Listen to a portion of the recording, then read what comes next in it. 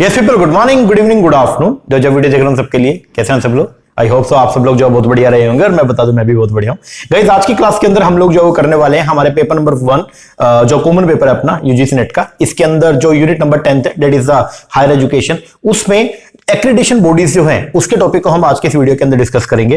तो अपना जो बुक है हायर एजुकेशन का, ओके, इसके अंदर चैप्टर नंबर 3 जो है उसमें पेज नंबर 10 मतलब 3.10 पे जब आप आओगे तो वहां पे एक आपको टॉपिक देखने को मिलेगा एक्रेडिटेशन का या एक्रेडिटिंग बॉडीज का। इसको हम आज के इस वीडियो में डिस्कस करने वाले हैं। ठीक है, थोड़ा सा लेक्चर लंबा जो है वो पड़ेगा क्योंकि इसके अंदर हम लोग जो है जो अभी लेटेस्ट रैंकिंग आई है एनआईआरएफ का, ओके, तो उसको भी हम डिस्कस करेंगे। तो आज का जो टॉपिक है बहुत ही इंपॉर्टेंट रहने वाला है। एग्जाम में यहां से मोस्ट प्रोबेबली एक क्वेश्चन तो बनेगा। तो आप ये जरूर बढ़िया तरीके से जो भी मैं इसके अंदर आपको कंटेंट करवाने वाला हूं इसको जरूर अच्छे से जो है वो पढ़ के जाना, ठीक है ना। तो लेटेस्ट जो रैंकिंग आई है मैंने वो सब इसके अंदर जो वो डाल दिए, ओके, और जो अमेंडमेंट आई है, ठीक है, वो भी हमने इसमें डाल दिए। जो 19 नए पैरामीटर्स मतलब कुछ नए पैरामीटर जोड़े गए हैं, टोटल 19 पैरामीटर्स है जिसके बेस पर रैंकिंग किया गया एनआईआरएफ का, ओके, तो उसको भी मैंने इसके अंदर इंक्लूड कर दिया है, ठीक है ना। तो आज हम लोग जो क्या क्या पढ़ने वाले हैं अगर हम बात करते हैं तो एक्रेडिटेशन बॉडी के अंदर हम लोग एक तो पढ़ेंगे पहले नैक को, ठीक है। नैक के बाद हम लोग जो है इसके मतलब पूरा स्टेटस पढ़ के देन उसके बाद हम पढ़ेंगे एनबीए को, ठीक है, एआईसीटी ने जो इसको बनाया था टेक्निकल इंस्टीट्यूशन के लिए। उसके बाद फिर हम लोग जो है ये कुछ 3 बॉडीज है एनएईबी, एआईआईए और एक आपका आयुष हो गया, ठीक है। फिर अपना मेन टॉपिक जो आज का है वो है कि कौन सा एनआईआरएफ का। तो एनआईआरएफ की जो रैंकिंग है इसके अंदर जो पैरामीटर्स हैं टोटल 5 जो है इसके जेनरिक हेडिंग है और इसके अंदर जो है वो 19 सब हेडिंग्स है, ठीक है। ये सब अपने को पढ़ना है। देन उसके बाद में अपने को जो मेजर चेंजेस हुआ अभी यहां से क्वेश्चन मेन जो मेरे को लग रहा है बन सकता है, ठीक है, जो मेजर चेंजेस हुए ना तो इसके अंदर इनोवेशन का जो टॉप इनोवेटिव इंस्टीट्यूशन, इसके अलावा ओपन यूनिवर्सिटीज और आपका स्टेट पब्लिक यूनिवर्सिटी, ये जो नई चीजें इसके अंदर इंट्रोड्यूस की गई हैं तो इनके शुरू के 5 जो इंस्टीट्यूट्स हैं टॉप 5 इंस्टीट्यूट, तो उसका डिटेल जो है मैंने इसमें डाल दिया है। और फिर जो अपना एनआईआरएफ है तो उसका एग्जीक्यूशन करने वाली जो बॉडीज हैं उनके बारे में थोड़ा सा अपने को पढ़ना है। तो आज का ये जो है वो टॉपिक रहने वाला है। तो ओवरऑल मिला करके अगर हम बात करें लगभग आप लगा लो कि आधे घंटे या 40 मिनट में हम इसको जो है निपटाने वाले हैं, ठीक है। अच्छे तरीके से पढ़ेंगे ताकि हर चीज जो अपने को याद हो जाए, ओके जी। लेक्चर को शुरू करूं उससे पहले एक इंफॉर्मेशन आपको प्रोवाइड करवा दूं। हम लोगों ने अभी जून 2025 में जो एंटी नेट का पेपर होना उसके लिए पेपर 1 का फ्री कोर्स जो है वो हमने लॉन्च किया है। हमारी मोबाइल एप्लीकेशन है मोहित शर्मा क्लासेस, वहां पे आपको ये कोर्स देखने को मिलेगा जिसमें हम लोग आपको जो है पूरी 10 की 10 यूनिट की फ्री वीडियोस आपको हम प्रोवाइड करवाएंगे हमारी मोबाइल ऐप के ऊपर, ठीक है। तो अभी हमने वहां पे जो है वो डीआई और हायर एजुकेशन शुरू किया हुआ है। डीआई अपना खत्म होने वाला है तो उसकी जगह पे अब मैं टीचिंग जो वो स्टार्ट करूंगा, ओके। और जैसे हायर एजुकेशन कंप्लीट होगा तो इसकी जगह पे हम लोग जो है फिर रीडिंग कॉम्प्रिहेंशन देन उसके बाद में जो आईटी है उसको हम शुरू करने वाले हैं, ठीक है। तो हर चीज प्रॉपर तरीके से जो है वो करवाई जा रही है। जैसे ये लेक्चर इसी तरीके से आपको सारे के सारे लेक्चर जो है देखने को मिलेंगे। तो अगर आप तैयारी कर रहे हो 2025 के लिए तो मैं आपको बोलूंगा जरूर आप उस कोर्स में एनरोल कीजिए। 1 रुपीज का कोर्स है वो, ओके। उसमें बहुत चीजें आपको जो है वो बढ़िया वाली पेड जो क्लासेस आपने ले रखी है उसमें भी वो नहीं मिलेगा जो आपको इस कोर्स के अंदर आपको मिलने वाला है। बहुत बढ़िया तरीके से चीजें कंपाइल करके मैं आपको प्रोवाइड करवा रहा हूं सो दैट आपके एग्जाम एक तो एग्जाम ओरिएंटेड, रेलिवेंट और कंसाइज मैनर में, ठीक है ना। तो हर चीज आपको जो है मिलने वाली है, ओके। तो अगर ज्वाइन नहीं किया तो आप उसको ज्वाइन कर लेना, बढ़िया चीजें मिलेंगी, ठीक है। चलो अब हम पढ़ते हैं। सबसे पहले बात आती है एक्रेडिटिंग बॉडीज का। देखो ये एक्रेडिटिंग बॉडीज जो है इसका चलन आया 1986 में जो एजुकेशन पॉलिसी आया था ना, उसके बाद में जो एक्शन प्लान आया एजुकेशन पे 1992 के अंदर, तो वहां पे क्वालिटी की बात की गई। तो 1986 के अंदर जो एजुकेशन पॉलिसी आया तो वहां पे सर्वे किया गया था और ये देखा गया कि यार अपने इंडिया के अंदर जो हायर एजुकेशन इंस्टीट्यूट्स है ना तो वो कुछ ज्यादा क्वालिटी प्रोवाइड नहीं करवा रहे। तो अब क्वालिटी एजुकेशन इंपार्ट करने के लिए पहले अपने को देखो आप किसी को भी बोलोगे तुम अच्छा काम नहीं कर रहे, हर कोई बोलेगा मैं तो अच्छा काम कर रहा हूं, ऐसा है या नहीं है। अगर मान लो कोई भी आप किसी को बोलोगे ना कि यार तू अच्छा काम नहीं कर रहा तो वो क्या बोलेगा, भाई मैं तो अच्छा काम कर रहा हूं। आप बोलोगे नहीं कर रहा, वो बोलेगा बताओ कैसे नहीं कर रहा, आप बताओ कि मेरे आप स्टैंडर्ड बताओ, मैंने स्टैंडर्ड के हिसाब से काम ना किया तो मुझे बताओ। तो फिर आपको वहां पे क्या करना पड़ेगा, पहले स्टैंडर्ड सेट करना पड़ेगा और स्टैंडर्ड सेट करने के लिए कोई बॉडी बनानी पड़ेगी। तो 1986 का जो एजुकेशन पॉलिसी आया, फिर उसके बाद में जो एक्शन प्लान आया एजुकेशन पे 1992 में, वहां पे जो मुद्दा उठा वो उठा किसका, क्वालिटी का।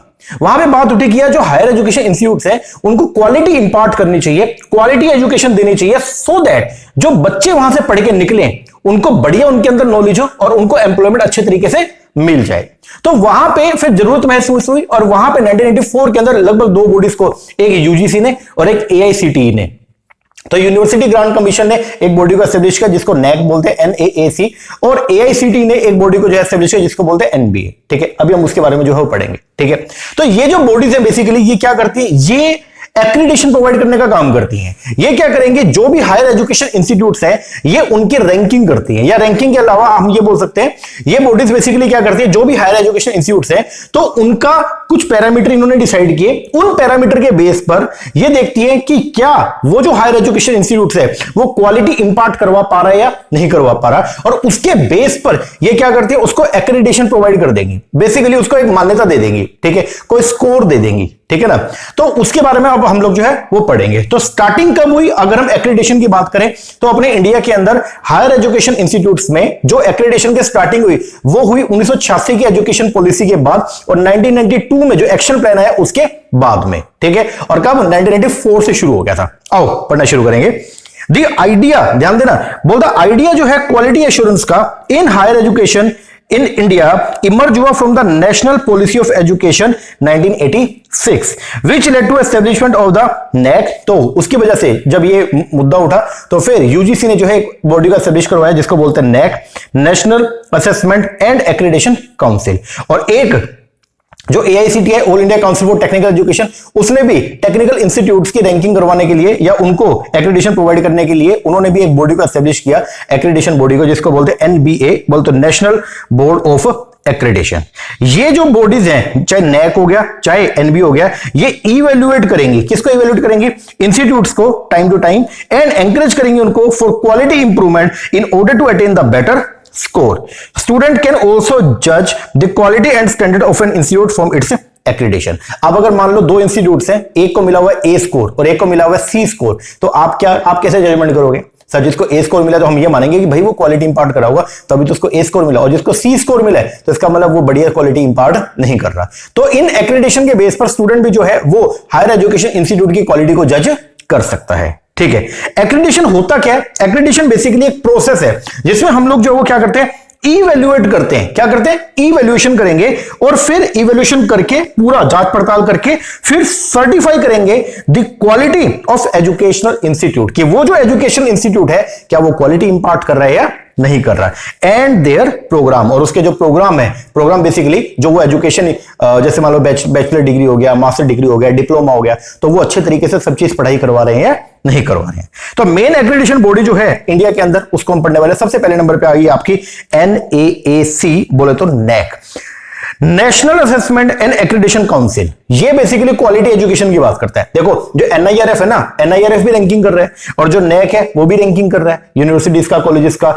और NIRF वो भी रैंकिंग कर रहा है यूनिवर्सिटीज का, कॉलेजेस का। दोनों में मेन जो डिफरेंस है वो मालूम क्या है, जो नैक है वो क्वालिटी की बात कर रहा है, और जो NIRF है वो क्वालिटी की बात तो कर रहा है लेकिन वो क्वांटिटेटिव बेसिस पे कर रहा है, उसने कुछ पैरामीटर डिसाइड कर लिए उनके बेस पर कर रहा है। ओके जी, चलो सबसे पहले नैक के बारे में थोड़ा बहुत पढ़ते हैं। नैक, नेशनल, फुल फॉर्म क्या है, national Assessment and Accreditation council. Okay, कब बनाया, 1994 में। किसके अंडर एस्टेब्लिश हुआ, UGC, यूनिवर्सिटी ग्रांट कमीशन। इसका जो हेडक्वार्टर है वो कहां पे, बेंगलोर में। नैक को एस्टेब्लिश किया 1994 में एज एन इंडिपेंडेंट बॉडी, तो ये एक ऑटोनोमस बॉडी है। इसका जो मेन एम है, जब नैक को बनाया तो UGC ने बोला नैक हम तुम्हें बना रहे हैं और तुम्हारा मेन एम जो है वो क्या है, तुमको क्या करना है, तुम्हें एक ऐसे स्टैंडर्ड सेट करने हैं जिसके बेस पर आप क्या करोगे, एक्रेडिटेशन करोगे हायर एजुकेशन इंस्टीट्यूट का, कि क्या वो क्वालिटी मेंटेन कर पा रहे हैं नहीं कर पा रहे हैं। ठीक है, तो इसका जो एम है वो है मेंटेन करना क्वालिटी। क्या करना, मेंटेन करना क्वालिटी, किसकी, किसमें, हायर एजुकेशन में। नैक इवेल्युएट करता है central university, state university, private university, deemed to be university along with the institute of the national importance. इन सबको अगले वीडियो के अंदर हम पढ़ेंगे। एफिलिएटेड एंड ऑटोनोमस कॉलेजेस, इन सबको जो है वो नैक क्या करता है, इनका इवेल्युएशन करता है। एक इंस्टीट्यूट, अगर मान लो किसी को, कोई भी एक हायर एजुकेशन इंस्टीट्यूट अगर उसको नैक से अपनी जो है एक्रेडिटेशन करवानी है तो फिर कुछ कंडीशन है। कंडीशन क्या है, पहली कंडीशन तो ये है, an institute is eligible for accreditation by NAC only after being in operation for 6 years।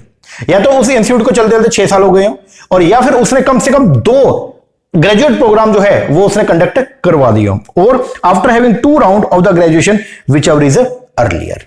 ठीक है, तो अगर मान लो कोई इंस्टीट्यूट अगर नैक से रैंकिंग करवाना चाहता है तो उसके ये कंडीशन, ये पैरामीटर उसको ये पूरा करना पड़ेगा। ठीक है जी, नैक अब क्या करता है, असेस करेगा एंड एक्रेडिट करेगा कॉलेजेस को, यूनिवर्सिटी को, टू डिटरमाइन करने के लिए उनकी क्वालिटी इन एजुकेशन। नैक को कब बनाया? 1994 में। किसकी रिकमेंडेशन के बेस पर? National policy of Education and Programme of Action की रिकमेंडेशन के बेस पर, जो हाईलाइट करता है concern about the declining quality. तो 1986 की एजुकेशन पॉलिसी और जो एक्शन प्लान था, प्रोग्राम ऑफ एक्शन था 1992 के अंदर जो आया था, इसमें बेसिकली ये देखा गया कि अपने हायर एजुकेशन के अंदर जो है ना क्वालिटी डिटेरियोरेट हो रही है, मतलब क्वालिटी बहुत ही डाउनफॉल जा रही है यार। तो उसको अच्छे तरीके से बढ़ाना है। अब उसको बढ़ाने के लिए बोला गया कि यार कुछ बॉडी बनाओ जो बेसिकली क्या करे, रैंकिंग करेंगे। ठीक है, अब जिस हायर एजुकेशन इंस्टीट्यूट की क्वालिटी अच्छी नहीं पाई तो हम उसको ग्रांट नहीं देंगे या उसको स्पेशल स्टेटस प्रोवाइड नहीं करेंगे। ठीक है, आप सबको है यार, हमको तो पैसा चाहिए यूजीसी से, ठीक है ना, तो पैसा चाहिए तो भाई पहले अपनी क्वालिटी में क्या करो, सुधार करो। ठीक है ना, चलो अब मेथोलॉजी क्या है, अगर बात करेंगे मेथोलॉजी का, तो नैक जो है वो 2 स्टेप प्रोसेस जो फॉलो करता है। वैसे तो अपने को यही पढ़ के जाना है, असेसमेंट एंड एक्रेडिटेशन, लेकिन ये 2 स्टेप प्रोसेस को फॉलो करता है। सबसे पहले institutional eligibility for quality assessment. कौन से ऐसे इंस्टीट्यूट हैं जो एलिजिबल है किसके लिए, असेसमेंट करवाने के लिए। तो नैक पहले तो ये बोलता है मैं सबकी असेसमेंट नहीं करूंगा। तुमने कोई छोटा सा इंस्टीट्यूट बना के रख दिया कि मैं असेसमेंट करता फिरूंगा क्या, नहीं, हमारा एक क्राइटेरिया है। तो सबसे पहले तो क्या है, institutional eligibility for quality assessment. इसमें क्या है, इंस्टीट्यूशन अप्लाई करेगा किसके लिए, एलिजिबिलिटी के लिए। ये जो प्रोसेस है ये हेल्प करता है अंडरस्टैंड करने के लिए quality status of the institution. NAAC accreditation ensure करता है that this institute meet specific standard of quality in education. ठीक है, अब आपने अप्लाई किया कि जी मेरी क्या करो, क्वालिटी असेसमेंट करो। ठीक है, अब नैक क्या करेगा, असेसमेंट करेगा। अब आपका जो हायर एजुकेशन इंस्टीट्यूट है, अब उसकी की जाएगी असेसमेंट। अब असेसमेंट करने के लिए हम लोग किन किन पैरामीटर को ध्यान में रखेंगे, किन किन बातों को ध्यान में रखेंगे, तो नैक जो आपको एक्रेडिटेशन प्रोवाइड करेगा उसके पीछे वो पहले क्या करेगा, आपकी असेसमेंट करेगा। अब असेसमेंट के लिए उसके टोटल मिला के 7 पैरामीटर्स हैं। कितने, 7 पैरामीटर है। ये 7 पैरामीटर के बेस पर नैक जो है वो क्या करेगा, ये 7 क्राइटेरिया, इनके बेस पर नैक आपकी असेसमेंट करेगा और फिर इन 7 पैरामीटर्स पे अगर आप खरे उतरे फिर इसके बेस पर आपकी एक्रेडिटेशन करेगा। तो पहले असेसमेंट होगी देन एक्रेडिटेशन होगी। फुल फॉर्म क्या नैक का पढ़ना एक बार, असेसमेंट एंड एक्रेडिटेशन काउंसिल। तो नैक जो है ये क्या है, एक बॉडी है जो पहले क्या करती है, असेसमेंट करती है हायर एजुकेशन इंस्टीट्यूट का और उस असेसमेंट के बेस पर इनको एक्रेडिटेशन प्रोवाइड करती है। आई होप आपको समझ में आ गया होगा। चलो चलो चलो चलो आओ यहां पे। अब मेन क्वेश्चन जो बन सकता है नैक से, एक तो ये बन सकता है कब बना 1994 के अंदर बना, किसके अंडर बना, यूजीसी के अंडर बना। मेन काम क्या है, ये बेसिकली जो है वो क्या करता है, असेसमेंट करने का काम करता है और असेसमेंट करके accreditation. But the main question is कैसे, कौन कौन से ऐसा पैरामीटर्स हैं जिनको नैक जो है वो ध्यान में रखता है, कौन कौन से ऐसे पैरामीटर है भाई, तो अपने को वो पहले देखना पड़ेगा। ठीक है, तो टोटल मिला के 7 क्राइटेरिया जिनके बेस पर नैक जो है वो क्या करेगा, उन 7 क्राइटेरिया को असेस करेगा और फिर आपको एक्रेडिटेशन प्रोवाइड करेगा। सबसे पहला करिकुलम एस्पेक्ट, यहां पे नैक ये देखेगा, look at whether the courses जो ऑफर किए जा रहे हैं क्या वो कोर्सेज अप टू डेट है या नहीं है, क्या वो रेलिवेंट है या नहीं है। दूसरा टीचिंग लर्निंग इवैल्यूएशन, यहां पे चेक किया जाएगा quality of the teaching method, जो टीचर आपके यहां पे पढ़ा रहे हैं उनका टीचिंग मेथड कैसा है, एंड स्टूडेंट की असेसमेंट की जाएगी। फिर तीसरा जो पैरामीटर है वो है रिसर्च कंसल्टेंसी एंड एक्सटेंशन, यहां पे असेस किया जाएगा इंस्टीट्यूशन इन्वॉल्वमेंट इन रिसर्च, कि जो इंस्टीट्यूट है मतलब जो भी कॉलेज यूनिवर्सिटी है क्या वो रिसर्च के अंदर इंडल्ज है या नहीं है।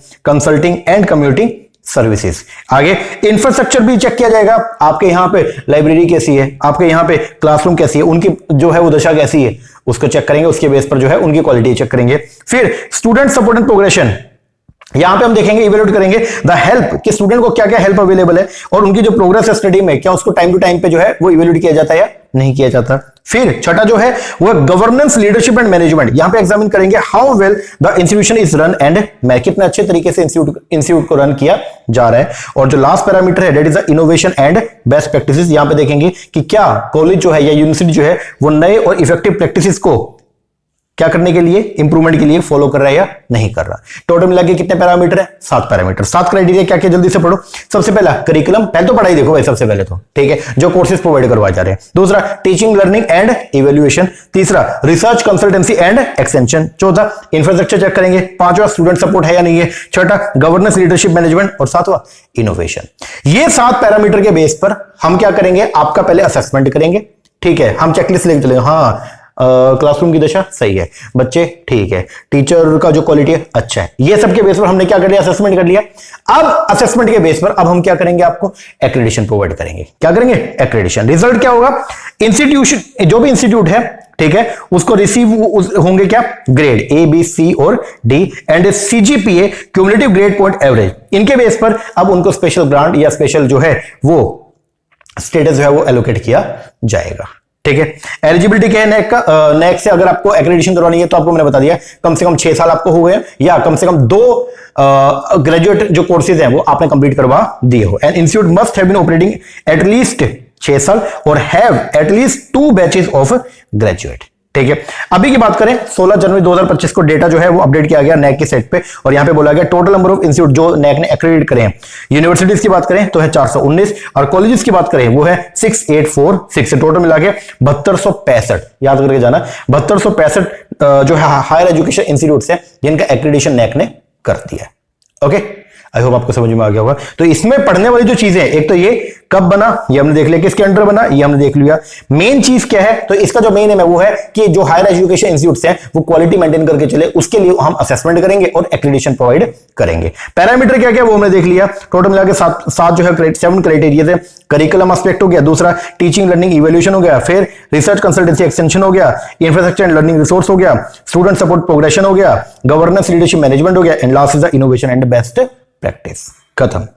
इसके बाद आता है जी अगला, दैट इज द एनबीए। अब यूजीसी यूनिवर्सिटी ग्रांट कमीशन उसने तो नैक को एस्टेब्लिश कर दिया।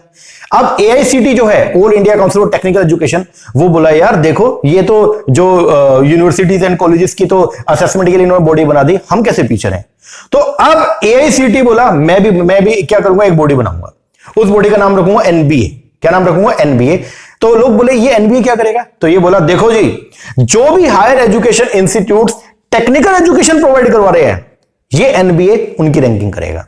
जैसे नैक करते हैं ना, एनबीए भी वैसे ही करेगा। तो एनबीए जो बनाया गया उसके पीछे का जो मेन एम था वो क्या, जो भी टेक्निकल इंस्टीट्यूट्स हैं, ठीक है ना, जो टेक्निकल एजुकेशन इंपार्ट कर रहे हैं तो उनकी रैंकिंग के लिए जो बनाया गया किसको, एनबीए को। आओ जी पढ़ना शुरू करते हैं।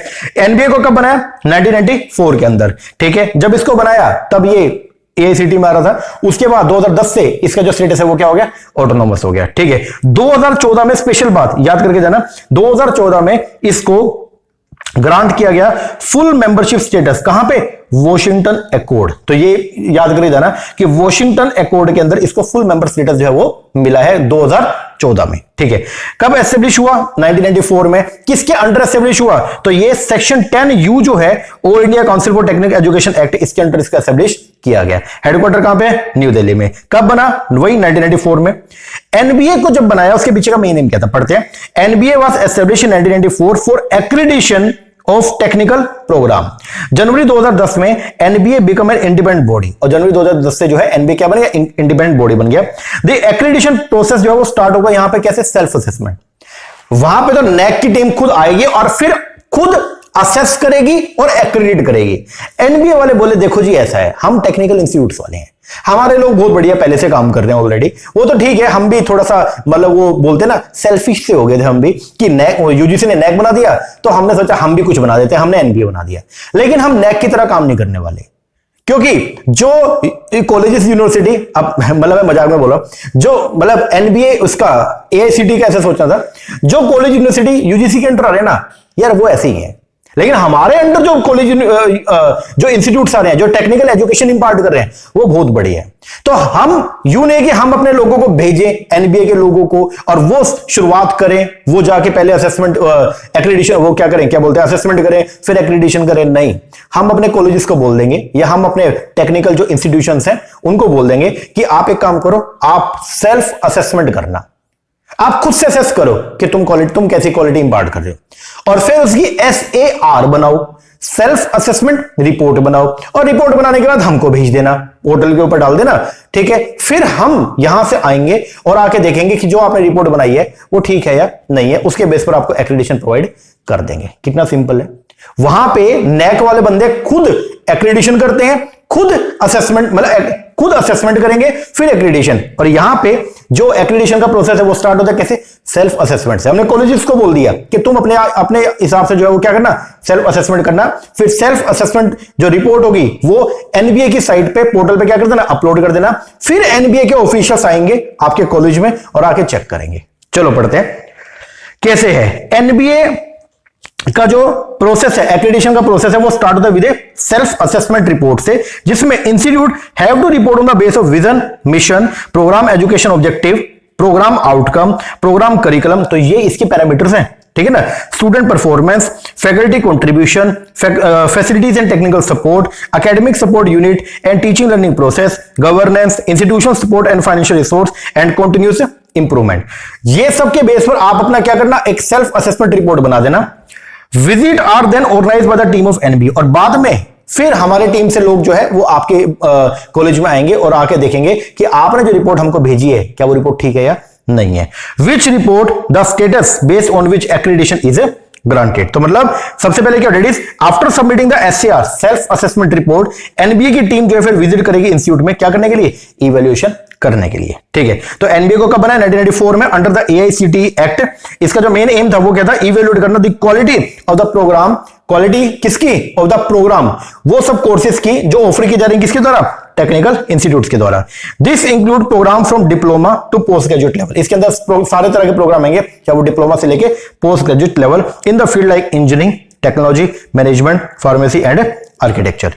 Accreditation by the NBA ensure करेगी डेट कि अगर मान लो एनबीए ने बढ़िया एक्रेडिटेशन दे दिया तो ये इंश्योर किया जाएगा कि जो प्रोग्राम है वो हाई क्वालिटी स्टैंडर्ड्स को मीट आउट कर रहे हैं। Preparing student for the professional excellence, it has the power to recognize और derecognize program and institution based on their quality. अब इसमें एक खास बात है कि जो एक्रेडिटेशन है, मतलब जो हायर एजुकेशन इंस्टीट्यूट जो टेक्निकल एजुकेशन प्रोवाइड करवा रहे हैं उनकी एक्रेडिटेशन वॉलंटरी है। एआईसीटी ने ये नहीं बोला कि हर इंस्टीट्यूट को करवाना पड़ेगा, नहीं, वो वॉलंटरी है। लेकिन 2017 के अंदर एआईसीटी ने ये एक बात अनाउंस करी और ये बोला date it will not provide approval for institute which fail to accredit at least half of their program। तो उसने ये बोल दिया जी देखो वैसे तो जरूरी नहीं है, लेकिन अगर आपने एक्रेडिटेशन नहीं करवाया, अपने आप जितने भी कोर्सेज प्रोवाइड करवा रहे हो उनके आधे से ज्यादा अगर आपने जो है एक्रेडिटेशन नहीं करवाया, आपने कोर्सेज का एक्रेडिटेशन नहीं करवाया, तो मैं आपके इंस्टीट्यूट को अप्रूवल ग्रांट नहीं करूंगा। इसका मतलब क्या हो गया, इसका मतलब एक्रेडिटेशन इनको भी करवाना पड़ेगा। आई होप समझ में आ गया होगा। तो यूजीसी ने एक्रेडिटेशन के लिए नैक को एस्टेब्लिश किया, वहीं 1994 के अंदर ही एआईसीटी ने एक्रेडिटेशन के लिए किसको बना दिया, एनबीए को बना दिया, बात खत्म। इसके अलावा कुछ और है, ठीक है, जो अपने एग्रीकल्चर रिसर्च है, एग्रीकल्चर रिसर्च इंस्टीट्यूट है, उनके एक्रेडिटेशन के लिए हमने बना रखी है एनएईएबी, बोले तो National Agriculture Education Accreditation Board, ठीक है। इसको कब बनाया, 1996 में under the Indian Council of Agriculture Research. ये इंश्योर करता है quality of higher education in agriculture university. जैसे जो एग्रीकल्चर जैसे हमारे हरियाणा के अंदर है, अपने हिसार के अंदर ही, ठीक है, एचआईयू हरियाणा एग्रीकल्चर यूनिवर्सिटी, ओके। तो उनका जो एक्रेडिटेशन है वो कौन करता है, वो करेगा जी आईकर। आईकर बोलते हैं Indian Council of research agriculture research, ठीक है। इसके अलावा एक एआरआईए है, इसको भी हम आगे डिस्कस करेंगे वैसे, और आयुष इसकी भी रिपोर्टिंग होती है, ठीक है। तो एआरआईए जो है ये बेसिकली क्या है, वो Atal ranking of institution on innovation achievement, ठीक है। तो ये एक इनिशिएटिव है जिसको एमएचआरडी ने स्टार्ट किया था। ये बेसिकली सिस्टमेटिकली ये क्या करता है, इसका जो एम है वो है सिस्टमेटिकली रैंकिंग करना इंडियन हायर एजुकेशन इंस्टीट्यूट्स की एंड यूनिवर्सिटीज की based on there effectiveness in fostering innovation and entrepreneurial among student and faculty, ठीक है। उसके अलावा एक आयुष है, ये भी क्या करता है, रैंकिंग करता है, लेकिन इसका रैंकिंग कैसे है, ये वेब बेस्ड सर्वे करता है। It is conducted annually by the ministry of higher education human resource development या ministry of education to gather data about all the higher education institute in India since 2010 से, ठीक है। तो ये भी है, बस ये आपको याद रखना है, एनएईएबी ये है किसके लिए, एग्रीकल्चर यूनिवर्सिटी, और इन दोनों को हम आगे डिटेल के अंदर पढ़ेंगे, इनकी भी रैंकिंग अपने को करनी है, ठीक है। तो अभी हमने जो है अभी तक क्या क्या पढ़ा, अभी हम लोगों ने पढ़े हैं दो मेन, तो एक तो हमने पढ़ा नैक और एक हमने पढ़ा कौन सा, एक्रेडिटेशन बॉडी एनबीए। अब तीसरी जो बॉडी आ रही है वो है एनआईआरएफ। वो कौन सी है, एनआईआरएफ। एनआईआरएफ का पहली बात तो फुल फॉर्म जो है वो क्या है, वो है national institutional ranking framework. National institutional ranking framework 2014 के अंदर मोदी गवर्नमेंट बनी, और मोदी गवर्नमेंट आई और आके उन्होंने कहा यार हमको हायर एजुकेशन के अंदर बढ़िया काम करना है भाई, क्योंकि अगर बच्चे अच्छे से पढ़ेंगे, बच्चों को अगर अच्छी क्वालिटी एजुकेशन मिलेगी ना, तो फिर बच्चे आगे बढ़िया तरीके से लग भी जाएंगे, कहीं ना कहीं नौकरी भी लग जाएंगे। तो वहां पे मोदी जी जब आए तो मोदी जी बोले यार एक काम करो, रैंकिंग का एक नया क्राइटेरिया आप हम और इशू करेंगे। हम लोग जो है कॉलेजेस की, हम लोग स्कूल क्या बोलते हैं यूनिवर्सिटीज की, ओपन यूनिवर्सिटीज की, ठीक है, जो साइंस एजुकेशन प्रोवाइड करवा रहे हैं उनकी, जो लॉ के अंदर है उनकी, जो मेडिकल में है उनकी, हम सबकी रैंकिंग करेंगे और हमको पता तो चले कि हमारे रैंकिंग के बेस पर जो टॉप मोस्ट इंस्टीट्यूट है वो है कौन कौन से।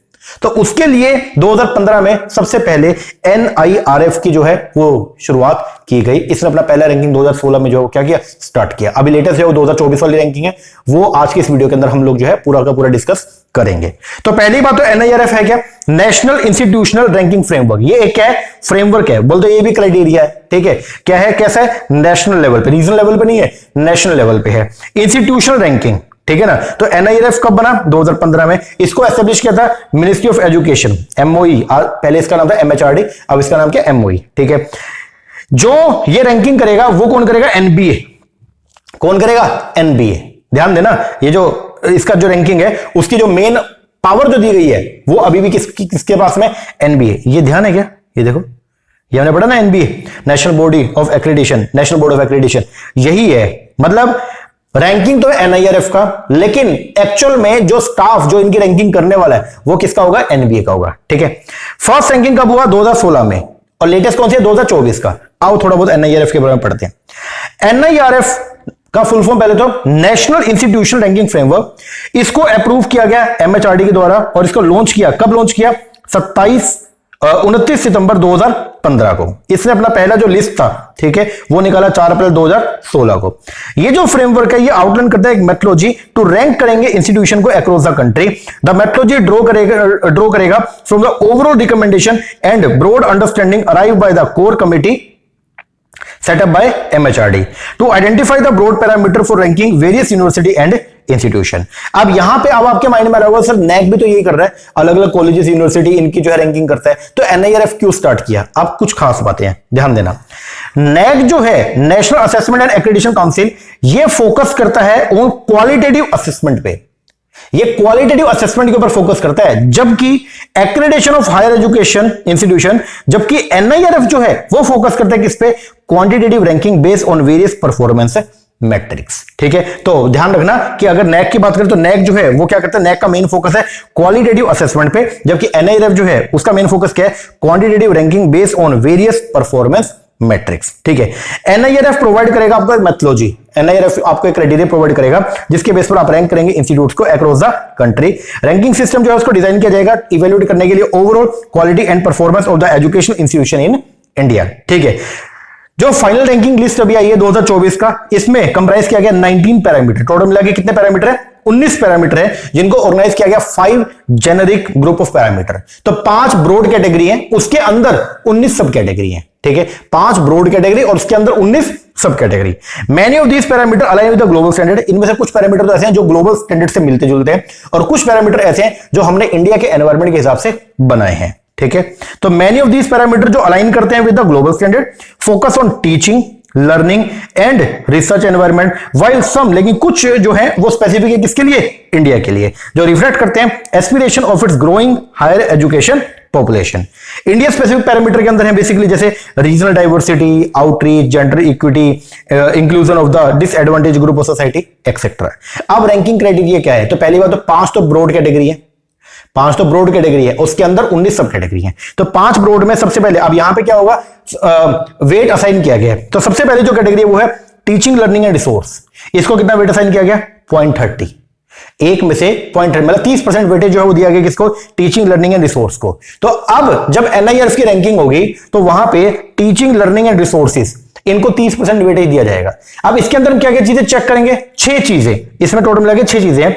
स्टूडेंट की strength, student faculty student ratio, faculty with PhD, financial resource and utilisation, online education, multiple entry exit, Indian knowledge system and regional language. अब ये जो है ना, देखो टीचिंग, लर्निंग ओवरऑल में 30% वेटेज जो है वो दी गई है किसको, ध्यान देना, ओवरऑल NIRF की ओवरऑल रैंकिंग में 30% वेटेज जो है वो दिया गया किसको, TLR को। TLR बोल दो, टीचिंग लर्निंग रिसोर्स को, ओके। तो TLR को टोटल वेटेज कितना दिया गया, 30, और इस 30 में जो वेटेज है वो कैसे कैसे है, इसमें जो 100 मान लो नंबर है, इस 30% को 100 नंबर मानते हैं, तो इसमें 20 जो है वो है आपके स्टूडेंट स्ट्रेंथ, फिर 25 आपके स्टूडेंट फैकल्टी स्टूडेंट रेशियो, फिर फैकल्टी विद पीएचडी, फिर resource financial resource and utilisation, online education and multiple entry exit. ठीक है, तो ये आपका पहला, ये रैंकिंग क्राइटेरिया में सबसे पहला जो पैरामीटर है वो क्या है आपका टीएलआर, बोलो टीचिंग लर्निंग रिसोर्स। ठीक है, दूसरा जो पैरामीटर है वो क्या है इसका, research and professional practice. Research and professional practice, इसके अंदर टोटल मिला के 5 सब कैटेगरी है। क्या क्या, publication, citation, patent, research project, publication and citation in SDG, sustainable development goal. ठीक है, तो यहां पे इसके बेस पर, रिसर्च एंड प्रोफेशनल प्रैक्टिस के बेस पर हम यहां पे मेजर करेंगे institution research output and professional practice. इसके बाद है ग्रेजुएशन आउटकम। ग्रेजुएशन आउटकम को जो है वो टोटल मिला के 0.2 का जो है वो क्या दिया गया, वेटेज दिया गया। ठीक है, इसमें असेस करेंगे success rate of the graduate, कि कॉलेज से जो बच्चे ग्रेजुएट हुए उनका सक्सेस रेट क्या है, और वो किस बेस पर करेंगे, तो इसके 4 पैरामीटर हैं। क्या क्या, placement and higher study, university examination, medium salary and PhD student. इसके बाद चौथा जो पैरामीटर वो है आउटरीच एंड इंक्लूसिविटी। इसमें हम देखेंगे look at the institution effort to reach out to diverse group and include them. इसमें टोटल मिला के 4 कैटेगरी है, regional diversity, women diversity, economically and social challenge student and physically challenge student, learn करना पड़ेगा। और आखिरी जो है वो है आपका क्या, परसेप्शन। इसको जो वेटेज मिला वो कितना, 5%। इसके अंदर एक ही है peer perception, academic peer and employer. मतलब यहां पे ये देखेंगे कि जो हायर एजुकेशन इंस्टीट्यूट है उसको, जो रिमेनिंग जो स्टेक होल्डर है वो कैसे उसको परसीव करते हैं, कैसे देखते हैं, तो उनसे पूछा जाएगा, वो है कितना, 5%। ठीक है, तो ये है 5 आपकी क्या ब्रॉड कैटेगरी, और उसके अंदर 19 है वो क्या सब कैटेगरी है। तो 5 जो क्राइटेरिया है आपके वो क्या, सबसे पहले नंबर पे टीएलआर, बोलो टीचिंग लर्निंग एंड रिसोर्स। दूसरा जो है वो है रिसर्च एंड प्रोफेशनल प्रैक्टिस, तीसरा ग्रेजुएशन आउटकम, चौथा आउटरीच एंड इंक्लूसिविटी, और 5वां परसेप्शन। आई होप यहां तक समझ में आ गया होगा। तो 2024 में जो अभी ध्यान देना, फाइनल रैंकिंग 2024 जो फ्रेमवर्क आई है उसमें टोटल मिला के 19 क्या है पैरामीटर हैं, और जो आपके ऑर्गेनाइज किए गए किसमें, 5 broad generic group of parameter में। आई होप यहां तक ओके होगा आपका। तो इसको लर्न करना पड़ेगा आपको। पेपर के अंदर क्या करेगा, ऐसा जो है वो मैचिंग का आ सकता है कि टीएलआर दे देगा, और फिर इधर आपको जो है 5 सब कैटेगरी वो दे दिया, मेन जो जेनेरिक जो ग्रुप है वो दे दिया, और अंदर फिर यहां पे क्या करेगा, राइट हैंड साइड पे जो है वो आपको अंदर के सब ग्रुप बता देगा और बोलेगा इनको मैचिंग करो। तो थोड़ा सा इसको पढ़ के जाना, ठीक है ना। चलो आगे, जो मेजर चेंज अभी इंट्रोड्यूस किए इंडियन रैंकिंग 2024 में वो क्या है, तो अब नया कैटेगरी जो है वो बनाया गया है जो इनोवेशन इंस्टीट्यूट्स का, ओपन यूनिवर्सिटी का एंड स्टेट पब्लिक यूनिवर्सिटी का। आओ पढ़ते हैं एक बार।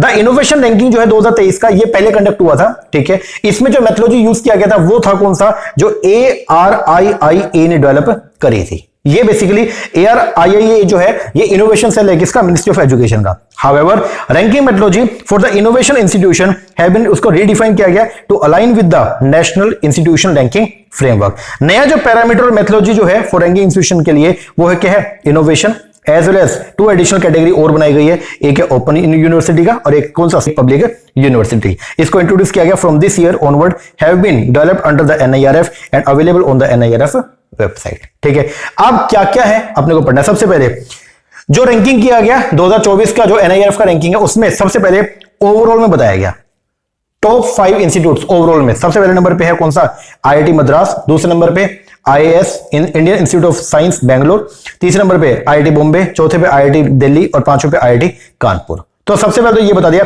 ओवरऑल रैंकिंग जो किया गया ना उसमें टॉप 5 के अंदर ही आते हैं, तो आपको पहला और दूसरा याद करके जाना। ठीक है, टॉप 5 यूनिवर्सिटी की बात करें तो सबसे पहले नंबर पे आती है Indian Institute of science IISc Bangalore, दूसरे पे JNU, तीसरे पे जामिया मिलिया इस्लामिया, चौथे पे मणिपाल और पांचवे BHU। ठीक है, फिर टॉप 5 स्टेट पब्लिक यूनिवर्सिटी, ये नया इंट्रोड्यूस किया गया, इसको याद करके जाना। जो टॉप 5 स्टेट पब्लिक यूनिवर्सिटीज है इसमें टॉप पे जो है वो आती है अन्ना यूनिवर्सिटी, दूसरे पे जादवपुर, तीसरे पे सावित्रीबाई फुले पुणे यूनिवर्सिटी, चौथे पे कलकत्ता यूनिवर्सिटी कोलकाता और पांचवें पे पंजाब यूनिवर्सिटी चंडीगढ़। ठीक है, टॉप 3 ओपन यूनिवर्सिटीज के अंदर जो है वो आती है आपका इग्नू, दूसरे पे नेताजी सुभाष ओपन यूनिवर्सिटी कोलकाता और तीसरे पे doctor Baba Saheb Ambedkar open university Ahmedabad.